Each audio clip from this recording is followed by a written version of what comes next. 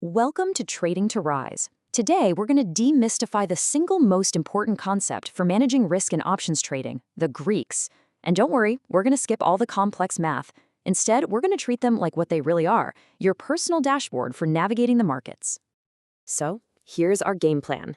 We'll kick things off by talking about the core problem every single options trader runs into, right after they place a trade. Then, we'll introduce our solution, the risk dashboard. From there, we'll break down each gauge, delta, gamma, and the others, one by one, before we finally put it all together so you can start using this stuff right away.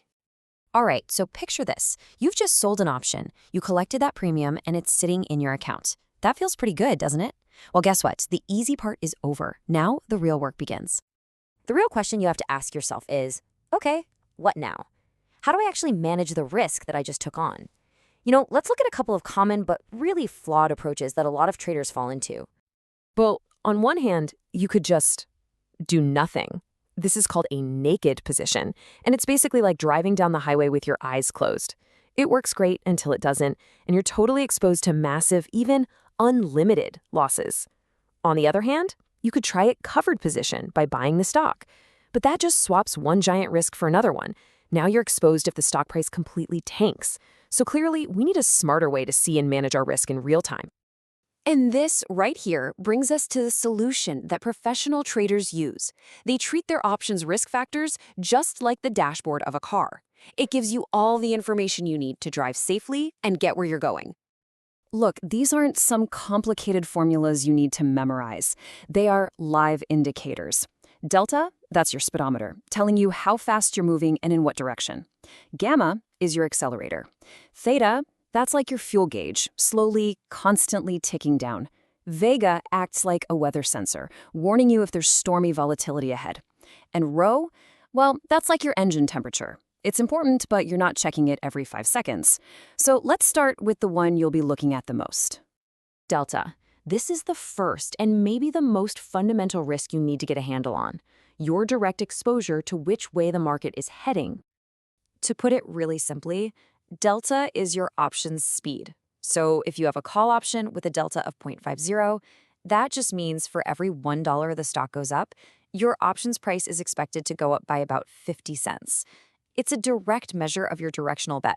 Simple as that. Now, for a lot of professional hedging strategies, the name of the game is to get your portfolio's total delta down to zero. This makes your position delta neutral. It means that for a brief moment in time, you don't really care if the stock ticks up a little or down a little.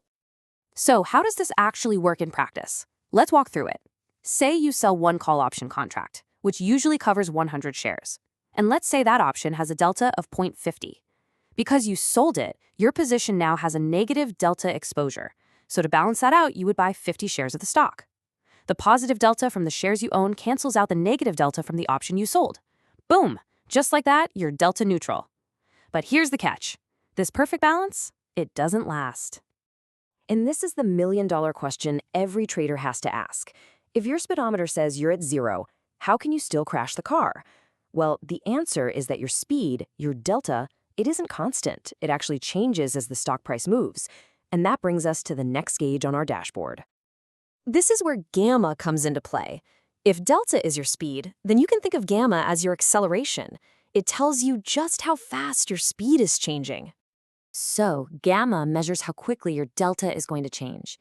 If you have a high gamma, it means your directional risk can flip from being really small to being very large with just a tiny move in the stock price. It's the risk of your risk, getting completely out of control. Now this right here reveals a huge hidden danger for traders. A simple delta hedge kind of assumes that the relationship between the stock and the option is a perfectly straight line. But in the real world, it's not. It's a curve. And gamma is the measurement of that curve. Ignoring gamma is honestly one of the single biggest and most expensive hedging mistakes a trader can possibly make. And here is the key insight. You can't hedge your gamma risk just by buying or selling the stock. The stock itself has zero gamma. To fight a curve, you need another curve. You need another option to counterbalance it. Managing gamma is what protects you from those huge, sudden price swings that can absolutely wreck your position between your hedge adjustments. Okay, so now let's talk about two invisible forces that are always working on your options price, even if the stock doesn't move at all. And those are time and volatility. This slide just illustrates the trade-off perfectly. First, you've got theta, which is just time decay. The best way to think about it is like a melting ice cube. Your options value is constantly dripping away every single day. Now, if you're an options seller, theta is your absolute best friend. But on the other side of that coin is vega. That's your risk from volatility. It measures how sensitive your option is to changes in what we call market fear. A sudden spike in fear can make your options price explode, even if the stock hasn't moved an inch. And finally, there's rho. It tracks sensitivity to interest rates. Now, for most of us, especially retail traders, its impact is pretty small.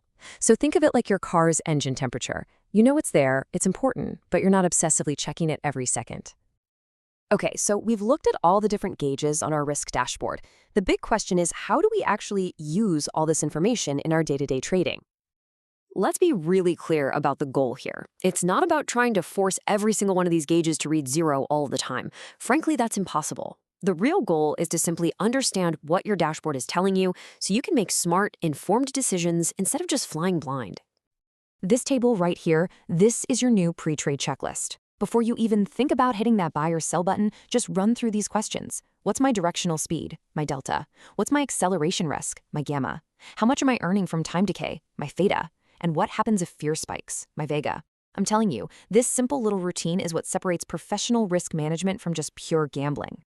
See, understanding the Greeks gives you control. It puts you in the driver's seat of your portfolio and lets you consciously decide which risks you're willing to take and which ones you want to hedge away.